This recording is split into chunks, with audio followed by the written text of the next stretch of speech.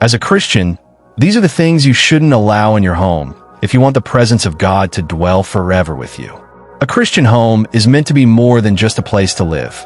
It is a dwelling place for God's presence, a sanctuary where peace, love, and faith can grow.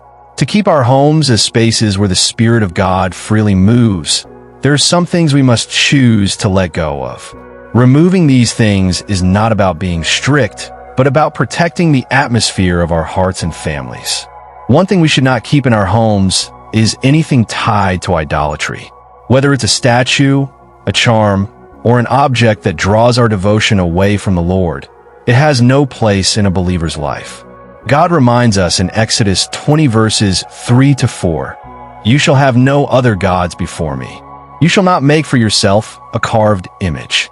When we put away idols, our homes become filled with reminders of God's goodness instead of distractions from Him. Another thing we should remove is anything that invites darkness. This could be books or movies tied to witchcraft, occult practices, or things that glorify evil. Ephesians 5 verse 11 says, "Have nothing to do with the fruitless deeds of darkness, but rather expose them." When we choose light over darkness, joy and peace begin to flow more freely in our homes. We should also be careful not to hold on to things that promote immorality. Entertainment, media, or objects that pollute our thoughts or dishonor God's design for purity can easily creep into our lives. But Philippians 4 verse 8 gives us a beautiful standard to live by. Whatever is true, whatever is noble, whatever is right, whatever is pure, whatever is lovely, whatever is admirable, if anything is excellent or praiseworthy, think about such things. By choosing purity, we invite God's peace into our hearts and homes.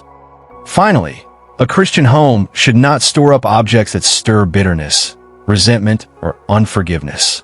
Sometimes we keep old letters, photos, or reminders that feed anger or hurt.